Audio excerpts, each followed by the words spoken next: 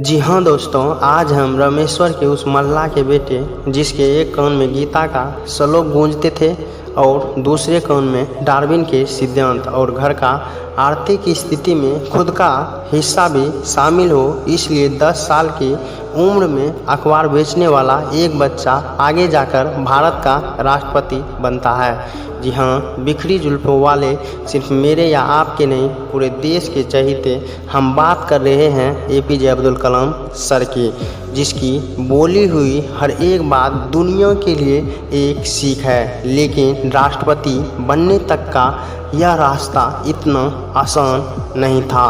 एक Muslim family से belong करने की वजह से उन्हें कई सारी कठिनाई का सामना करना पड़ा, लेकिन उन्होंने इन मुश्किलों में भी उन्होंने अपनी कामयाबी के बल पर सफलता हासिल की। सिर्फ अपनी जीवन की सफलता ही नहीं, उन्होंने भारत देश के लिए कई मिसाइल एवं प्रोजेक्ट का उड़ान का भी कारण बन सके।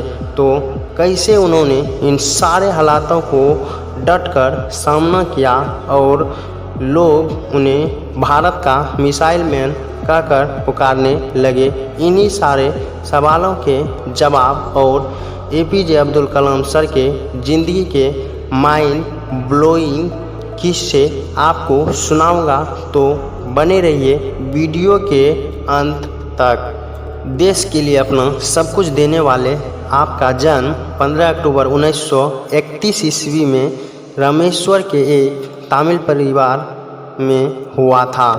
पेशे से उनका पिताजी जैनुलब्दीन एक नाव चलाने वाले थे, जो हिंदू तीर्थयात्रियों को रामेश्वर की सैर कराते थे, और उनकी मां असीयम्मा एक हाउस वाइफ थी। वैसे तो उनका घर छोटा था पर परिवार बड़ा था। हाँ, घर में 4 भाई और एक बहन थी, जिसमें कलाम जी सबसे छोटे थे। अब जब परिवार बड़ा था, पैसे की समस्या होती रहती थी, इसलिए घर की जमा पूंजी में खुद का हाथ देने के लिए कलाम जी सिर्फ 10 साल की उम्र में पेपर बेचना शुरू कर दिया। लेकिन पेपर बेचने में भी उसका एक मकसद था, उसे नॉलेज का बहुत शौक़ था, इसलिए कोई भी अखबार बेचने से पहले उसे पूरी तरह पढ़ लेता था। लेकिन नॉलेज ढूंढने का यह तरीका हमेशा से आसान नहीं था। एक गरीब मुस्लिम होने की वजह से उन्हें हमेशा कई समस्या का सामना करना पड़ा।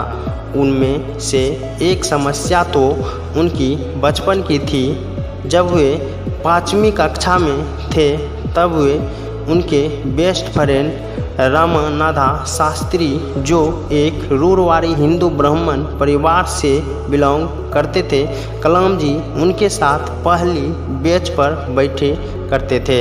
और एक दिन उसके स्कूल में एक नए टीचर आए और वे एक मुस्लिम बच्चे को ब्राह्मण के साथ देखकर चौंक गए, और उन्हें दोनों का एक साथ बैठना पसंद नहीं आया, और उन्होंने कलाम जी को लास्ट वाले बेंच पर बैठने को बोला।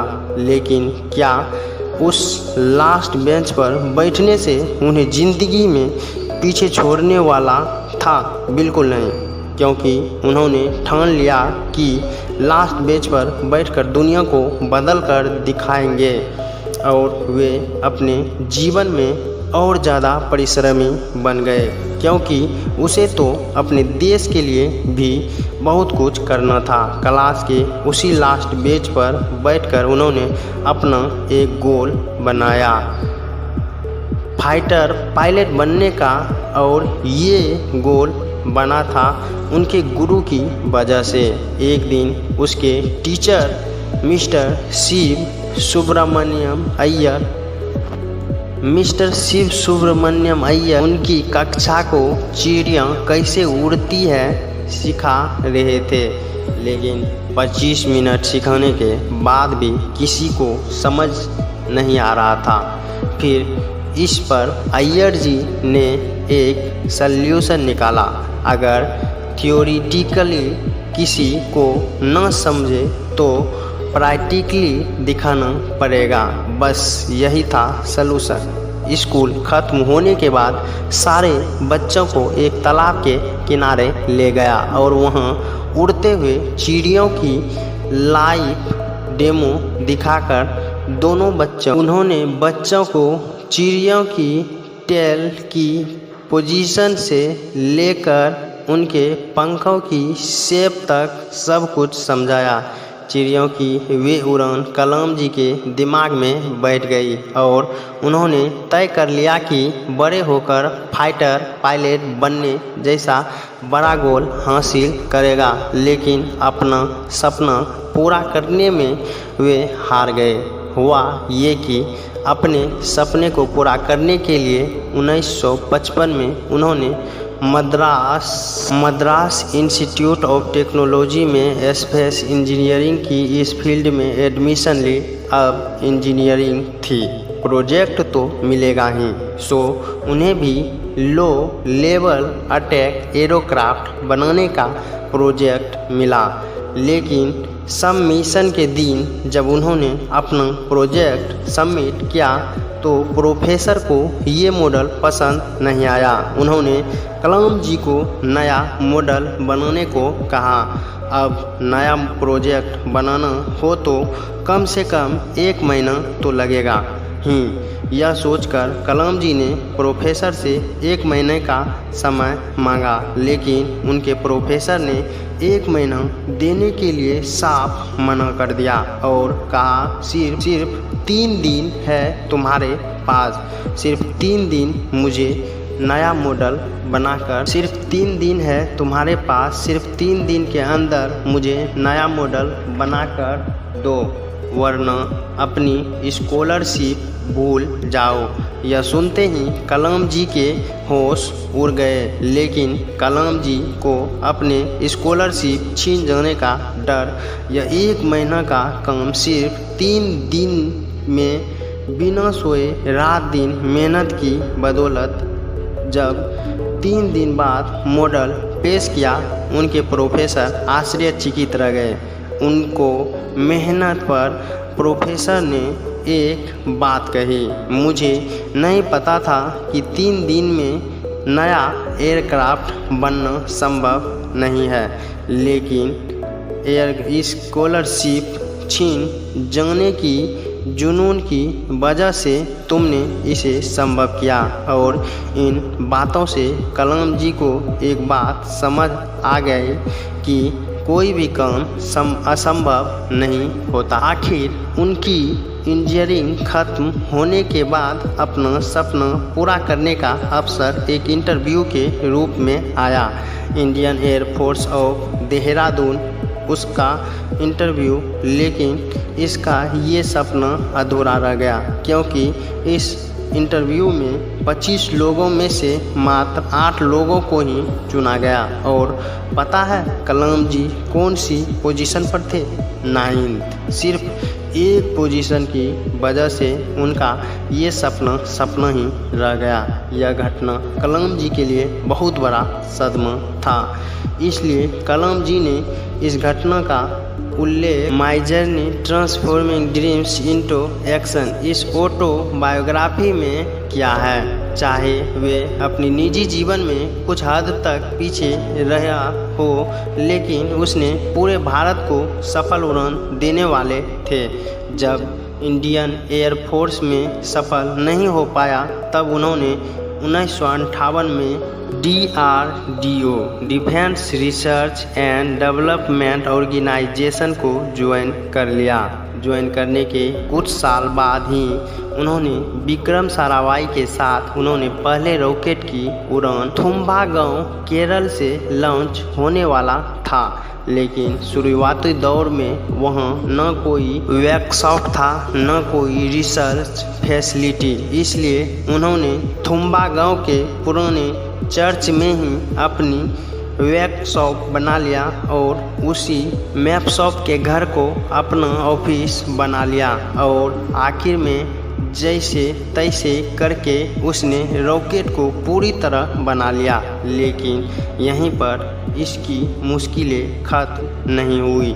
रॉकेट को लॉन्च पार्क तक ले जाने के लिए कोई साधन नहीं था, तो उन्होंने सारे पार्ट्स को साइकिल और बैलगाड़ी की मदद से लॉन्च पैड तक पहुंचाया। इतने मुश्किलों के बाद 21 नवंबर 1963 को इस रॉकेट को लॉन्च करके भारत ने स्पेस की तरफ पहला कदम रखा।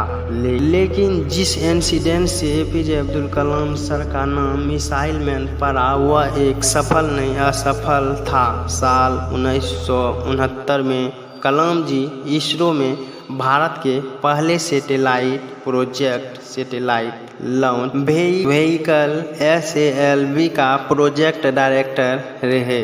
10 साल खून पसीना की मेहनत के बाद उन्होंने इस रॉकेट को खड़ा किया।